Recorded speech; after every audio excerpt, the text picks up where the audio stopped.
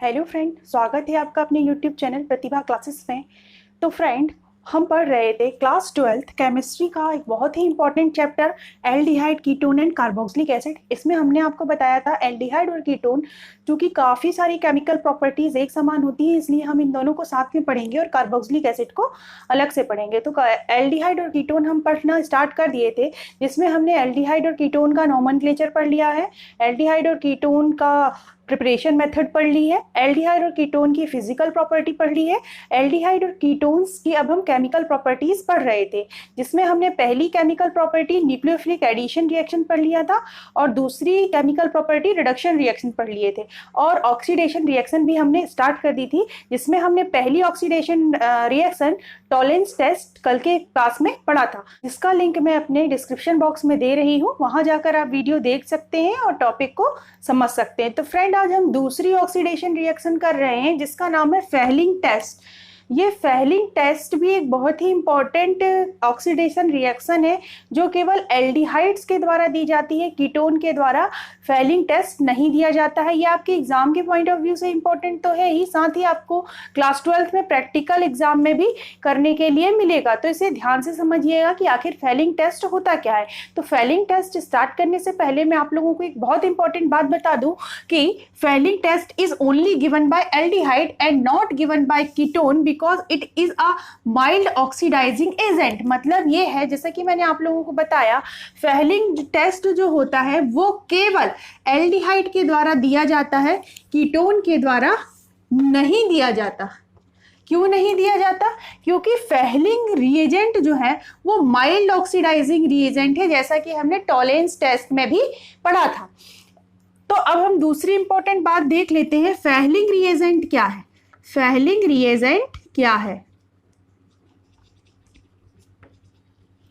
तो जो Fehling reagent होता है वो दो सॉल्यूशन से मिलकर बना होता है, जिसे अपन सॉल्यूशन ए और सॉल्यूशन बी बोलते हैं। अब क्या होता है सॉल्यूशन ए और क्या होता है सॉल्यूशन बी? सॉल्यूशन ए जो होता है वो aqueous solution of copper sulphate,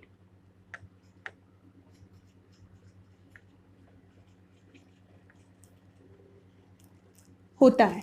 तो सॉल्यूशन ए क्या होता है? कॉपर सल्फेट का एक्वस सॉल्यूशन, यानी कि जलीय विलयन होता है। जबकि सॉल्यूशन बी क्या होता है? सोडियम पोटेशियम टार्टरेट को हम क्या बोलते हैं? सॉल्यूशन बी बोलते हैं। तो सॉल्यूशन ए हो गया कॉपर सल्फेट का जलीय विलयन और सॉल्यूशन बी हो गया सोडियम पोटेशियम टार्टरेट। अब कॉपर सल्फेट का जलीय विलयन का फॉर्मूला क्या होता है और सोडियम पोटेशियम टार्टरेट का फॉर्मूला क्या होता है, ये जानना उतना जरूरी नहीं है, फिर भी मैं आप लोगों को नॉलेज के लिए बता देती हूँ। Aqueous solution of copper sulphate का फॉर्मूला होता है CuSO4.5H2O। इसका कलर होता है ब्लू। कैसा कलर होता है इसका? ब्लू कलर होता है। क्यों होता है? इसमें प्रेजेंट कॉपर आयन की वजह से ही इसका कलर कैसा होता है? ब्लू होता है। ये आप लोग ध्यान रखिएगा, जो कि इंपॉर्टेंट है। Aqueous solution of copper sulphate का फॉर्मूला होता है CuSO4.5H2। इसका कलर होता है ब्लू। ब्लू कलर क्यों होता है? कॉपर सल्फेट में जो कॉपर आयन होता है Cu+2 आयन, इसका कलर होता है ब्लू। इसके कारण आपके फेहलिंग विलयन का कलर भी होगा ब्लू। अब सोडियम पोटेशियम टार्टरेट का फॉर्मूला ध्यान दीजिएगा। ये जो कार्बन है, आपको ये इस तरह से मैं दिखा रही हूँ, ये वाला कार्बन और ये वाला कार्बन, ये कायरल कार्बन है। कायरल कार्बन क्या होता है? आई होप आप लोग जानते होंगे, मुझे कमेंट बॉक्स में बताइएगा। यदि आपको नहीं पता है तो भी मुझे कमेंट बॉक्स में बताइएगा, मैं आप लोगों को बताऊंगी। तो ये दोनों जो कार्बन है वो कायरल कार्बन है, जिसे मैंने स्टार से शो किया है। यहाँ पर एक ग्रुप जुड़ा होता है OH और यहाँ पर भी जुड़ा होता है OH, और यहाँ पर होता है COONA और यहाँ होता है COOK। ये टार्टरिक एसिड से बना होता है। ये जो कंपाउंड हमने बोर्ड पे लिखा, ये क्या है? सोडियम पोटेशियम टार्टरेट है। अब हम देखते हैं फेहलिंग टेस्ट होगा क्या। फेहलिंग टेस्ट कौन देते हैं? केवल एल्डिहाइड देते हैं। हम एक बीकर लेंगे, सपोज करिए ये हमने बीकर लिया है, इस बीकर में हमने एल्डिहाइड लिया, ये एल्डिहाइड लिया, ये क्या है आपका? एल्डिहाइड। इसमें आपने डाला फेलिंग सॉल्यूशन, आपने फेलिंग सॉल्यूशन डाला, फेलिंग सॉल्यूशन का कलर क्या था? ब्लू था। यदि ये जो आपको बीकर में आपको कंपाउंड दिया है, ये कंपाउंड यदि एल्डिहाइड होगा तो ये जो ब्लू कलर होगा वो रेडिश ब्राउन में कन्वर्ट हो जाएगा। मतलब बीकर में कैसा प्रेसिपिटेट मिलेगा आपको? रेडिश ब्राउन मिलेगा यदि एल्डिहाइड होगा तो।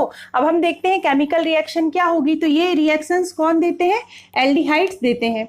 तो हम एक एल्डिहाइड ले रहे हैं RCHO, इसकी अभिक्रिया होगी फेलिंग विलयन से। फेलिंग विलयन में कौन सा आयन है? Cu+2 आयन है। तो ये जो आपका एल्डिहाइड है वो काय में ऑक्सीडाइज हो जाएगा? कार्बोक्सिलिक एसिड में। हमने टोलेंट टेस्ट में भी देखा था। तो ये RCOO- बनाएगा और ये जो कॉपर आयन है, क्यूप्रिक आयन है, ये क्यूप्रस आयन यानी Cu2O में रिडक्ट हो जाएगा। अब देखिए यहां पर एल्डिहाइड का क्या हो रहा है? ऑक्सीडेशन हो रहा है। तो साइमल्टेनियसली ऐसा कोई कंपाउंड होगा जिसका रिडक्शन होगा। यहां पर देखिए कॉपर +2 स्टेट में है और यहां पर कॉपर कैसी? +1 स्टेट में है।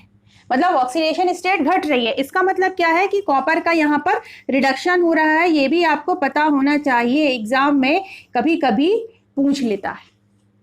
तो ये है फेलिंग टेस्ट। अब ये जो कॉपर आयन था इसके कारण आपका सॉल्यूशन कैसा था? ब्लू था। रिएक्शन के बाद ये क्यूप्रस ऑक्साइड बनने के कारण आपका एल्डिहाइड के ऑक्सीडेशन में रेडिश ब्राउन प्रेसिपिटेट प्राप्त होता है। एक और इंपॉर्टेंट बात, ये जो सोडियम पोटेशियम टार्ट्रेट है इसका दूसरा नाम रोसेल सॉल्ट भी है। ये नाम बहुत इंपॉर्टेंट है जो आपको एग्जाम में ध्यान होना चाहिए। रोसेल सॉल्ट क्या है? सोडियम पोटेशियम टार्ट्रेट है। इसका फॉर्मूला क्या होता है? बोर्ड पे लिखा हुआ है, आप लोग भी अपनी कॉपी में नोट कर लीजिएगा। तो ये है फेलिंग टेस्ट। तो फ्रेंड कल की वीडियो में हमने टोलेंट टेस्ट पढ़ा था और आज हमने पढ़ लिया फेलिंग टेस्ट। दोनों ही टेस्ट में हमने बोला कि Fehling reagent mild oxidizing reagent है और टोलेंट रिएजेंट भी माइल्ड ऑक्सीडाइजिंग रिएजेंट है। तो अब सवाल ये उठता है कि दोनों में ऑक्सीडाइजेशन कैपेसिटी किसकी ज्यादा है? मतलब माइल्ड तो दोनों है लेकिन दोनों में कंपेयर करें तो कौन स्ट्रॉन्ग है? मतलब टोलेंट रिएजेंट स्ट्रॉन्ग है कि फेलिंग रिएजेंट स्ट्रॉन्ग है? तो ये भी आप लोगों के लिए जानना बहुत जरूरी है। तो इसे मैं यहां पे अलग से आप लोगों के लिए लिख रही हूं। टोलेंट रिएजेंट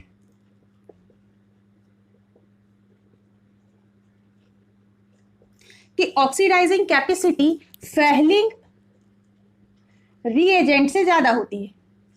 मतलब माइल्ड तो दोनों है लेकिन फिर भी अपन दोनों का कंपेयर कर ले तो टोलेंट रिएजेंट फेलिंग रिएजेंट के कंपेयर में स्ट्रॉन्ग ऑक्सीडाइजिंग रिएजेंट है। जिसकी वजह से क्या होता है, ये एक बहुत इंपॉर्टेंट बात है, ये भी आप लोगों को जरूर पता होनी चाहिए। यदि हम बेंजल्डिहाइड ले, बेंजल्डिहाइड का फॉर्मूला क्या होता है? बेंजीन रिंग के ऊपर CHO ग्रुप होता है। अब इसकी हम रिएक्शन कराएं, पहली रिएक्शन कराएं हम इसकी टोलेंट रिएजेंट से, TR लिख दे रही हूं, आप लोग समझ जाइएगा। और दूसरी रिएक्शन कराएं हम इसकी फेलिंग रिएजेंट से। तो फेलिंग रिएजेंट से रिएक्शन कराने पर कोई क्रिया नहीं होगी। मतलब आपको ब्लू कलर जो कॉपर आयन का था वो क्रिया के बाद भी ब्लू ही रहेगा, इसका मतलब रिएक्शन नहीं हुई है।